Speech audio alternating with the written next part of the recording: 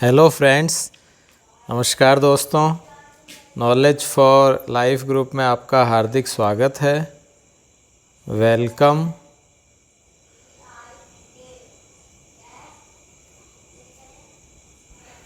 तो दोस्तों, आज हम फिर से जो आपके मकान किराया भत्ता नियम है उसकी बात कर रहे हैं। उससे संबंधित हमने 10-11 पॉइंट समझ लिए थे। आई होप वो आपको आसानी से समझ में आ गए होंगे, जो कि हाउस रेंट अलाउंस से रिलेटेड हैं। आज हम इससे संबंधित और कुछ पॉइंट्स हैं उनकी चर्चा करेंगे।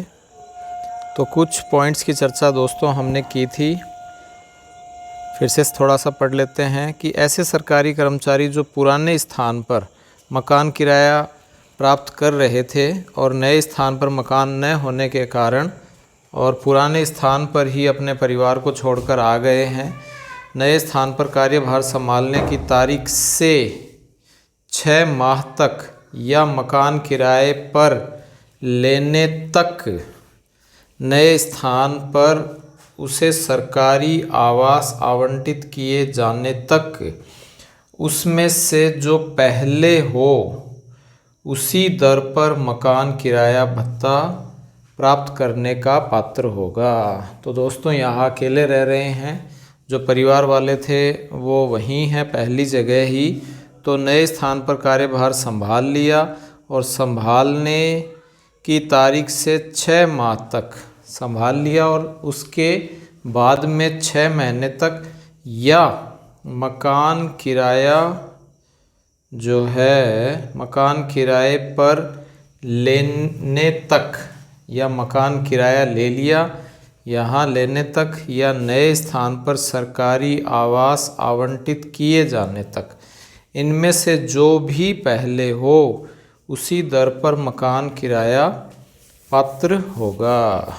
ठीक है, तो जो भी तारीख है उससे कार्यभार संभाला है उससे 6 माह तक भी की छूट मिल रही है। सरकारी आवास आपको नहीं मिला है मकान किराया लेने में, तो ये सारे के सारे दोस्तों आपको तो सिंपल सा यही है कि 6 महीने तक आप वहाँ एडजस्ट हो सकते हो और 6 महीने तक आपको जो पहले से पुराना वाला जो किराया चल रहा है, जहाँ आपका परिवार रह रहा है, वही चलता रहेगा।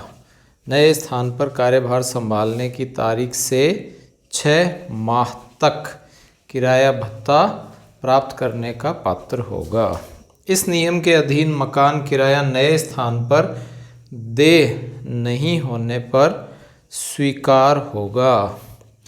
तो यह जो नियम है, मकान किराया नए स्थान पर देय नहीं होने पर भी स्वीकार होगा। तो नए स्थान पर जो मकान किराया है वो देय नहीं है फ़िलहाल, तो भी यह स्वीकार होगा। क्यों? क्योंकि परिवार वाले पहले से रह रहे हैं।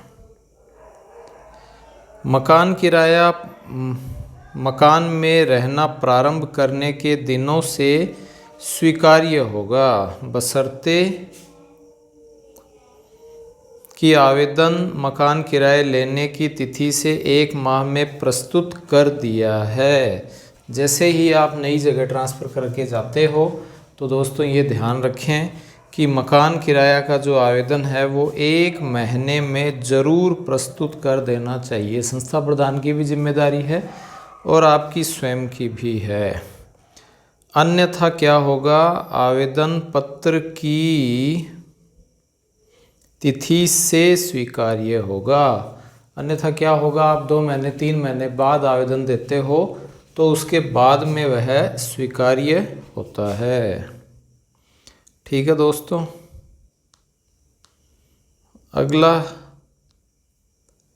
अगला है एक सरकारी जो भी राज्य कर्मचारी है, राज्य से बाहर पदस्थापन हो गया तो सरकारी आवास वहाँ उपलब्ध नहीं है, तो उसे राज्य या केंद्र सरकार द्वारा जो भी मकान किराया है वह देय होगा। ठीक है, जो भी मिले वह देय हो जाएगा यदि राज्य कर्मचारी कहाँ चला जाए, राज्य से बाहर पदस्थापन हो जाए। नेक्स्ट है दोस्तों, प्रत्येक सरकारी कर्मचारी मकान किराए भत्ते के प्रथम दावे के साथ प्रमाण पत्र ख भी प्रस्तुत करेगा। ठीक है, यदि बाद में कोई परिवर्तन हो तो नया प्रमाण पत्र भी देगा। तो मकान किराया भत्ता है, उसका दावा है, तो प्रमाण पत्र एक है वह भी साथ साथ प्रस्तुत करेगा, यह ध्यान रखें।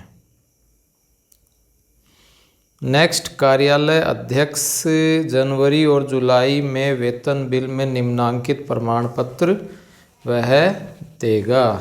कब? जनवरी और जुलाई में। जो भी ये प्रमाणित किया जाता है कि जिनके लिए मकान किराया आहरित किया गया है उन्हें सरकारी आवास नहीं दिया गया है। सरकारी आवास मिल जाएगा तब तो वह HRA का अलाउंस आपको HRA नहीं मिलेगा, और यदि नहीं कोई किराए वाले मकान में रह रहा है तो मिले हीगा, इसमें कोई शक संदेह नहीं है। 1/6/1991 से बीकानेर तथा कोटा में जयपुर जोधपुर के समान मकान किराया भत्ता मिलेगा। ठीक है, पहले कुछ डिफरेंसेस हुआ करते थे, लेकिन 1/6/91 के पश्चात बीकानेर और कोटा में जयपुर व जोधपुर के समान ही, यानी बीकानेर, कोटा, जयपुर, जोधपुर सभी को समान मान लिया गया है। ये आपके जो परिवर्तन है उन परिवर्तनों का यहाँ हवाला भी दिया गया है। नेक्स्ट पॉइंट है दोस्तों, 1/10/2013 से राजस्व विभाग के पटवारियों को 1000 रुपये प्रति माह पटवार घर का किराया मिलेगा। यह भी कुछ एक्स्ट्रा बात जोड़ी गई है कि 2013 से राजस्व विभाग के जो पटवारी हैं उनको पटवार घर का किराया, ठीक है, 1000 रुपये प्रति माह कि पटवार घर में आप रहते हो वह भी किराए के रूप में मिलेगा। वो कब मिलेगा? वो सरकारी आवास नहीं है या फिर कोई प्राइवेट आवास है, इसका कोई यहाँ उल्लेख नहीं है। नेक्स्ट 18वां पॉइंट है दोस्तों, 1/1/98 जो 98 है उससे मकान किराए भत्तों में संशोधन कुछ किया गया है, ये हम आगे पढ़ेंगे। और 1/1/98 से वर्क चार्ज कर्म को राज्य कर्मचारियों की भांति मकान किराया भत्ता भी मिलेगा। तो ये कुछ अच्छी बात है दोस्तों कि 1/1/98 से स्थाई वर्क चार्ज कर्मी जो हैं, स्थाई वर्क चार्ज कर्मी को भी राज्य कर्मियों की भांति ही मकान किराया भत्ता मिलेगा। पति पत्नी दोनों ही राज्य कर्मचारी हों और एक ही मुख्यालय पर हों तो एक ही कार्मिक को मकान किराया भत्ता मिलेगा। ठीक है, दोनों ही राज्य कर्मचारी हों एक बात, और एक ही मुख्यालय पर हों तो मकान किराया भत्ता मिलेगा, लेकिन एक ही कार्मिक को मिलेगा। मुख्यालय यदि एक ही हो तो, ये बात ध्यान रखें, मुख्यालय यदि एक ही हो तो वह एक ही कार्मिक को मिलता है। पति पत्नी एक ही मुख्यालय में पदस्थापित होने पर दोनों को ही मकान किराया देय होगा। ये दोस्तों, पति और पत्नी एक ही मुख्यालय पर पदस्थापित हों तो दोनों को मकान किराया देय होगा। और इसमें ऊपर है दोस्तों कि पति पत्नी दोनों राज्य कर्मचारी हों, ठीक है, तथा एक ही मुख्यालय पर हों तो एक ही कार्मिक को मकान किराया भत्ता मिलेगा। तो इसमें दोस्तों दो अलग अलग कंडीशन ले ली कि यदि पति पत्नी राज्य कर्मचारी हों, राज्य कर्मचारी का मतलब फर्स्ट ग्रेड हों, तो यदि फर्स्ट ग्रेड होंगे तो उस फर्स्ट ग्रेड की कंडीशन में दोस्तों क्या है, फर्स्ट ग्रेड की कंडीशन में केवल एक ही कार्मिक को मिलेगा। और पति पत्नी यदि मुख्यालय पर पदस्थापित हो रहे हों तो फिर दोनों को ही मकान किराया भत्ता मिलता है। उसमें कंडीशन यह है कि वो राज्य कर्मचारी न होकर अधीनस्थ कर्मचारी या चतुर्थ श्रेणी कर्मचारी हो सकते हैं। यह बात दोस्तों पीछे भी है क्लियर। यहाँ आपके पति पत्नी वाली कि पति पत्नी ये है कि पति पत्नी माता पिता पुत्र पुत्री राज्य सरकार द्वारा हों वह तो उनको यह आवंटित किया गया है। ठीक है, उनको यह आवंटित किया गया है तो ठीक है, फिर उसके बाद किराए की कोई ज़रूरत नहीं है। तो ये कुछ बातें थी पति पत्नी। ये देखिए दोस्तों, यहाँ 5वां नियम भी है कि पति पत्नी दोनों सरकारी कर्मचारी हों और एक ही स्टेशन पर कार्यरत हों तो दोनों को मकान किराया भत्ता मिलता है। एक ही मुख्यालय पर, एक ही स्टेशन पर, तो यहाँ ये स्टेशन था, अब मुख्यालय दे दिया है। और यदि दोनों ही राजकीय सेवा कर्मचारी हैं, ये एक कंडीशन यहाँ लगा दी है कि दोनों ही राजकीय कर्मचारी हैं, राज्य कर्मचारी हैं, तो फिर उन्हें मकान किराया भत्ता तो मिलेगा, लेकिन केवल एक को ही, केवल किसको मिलेगा?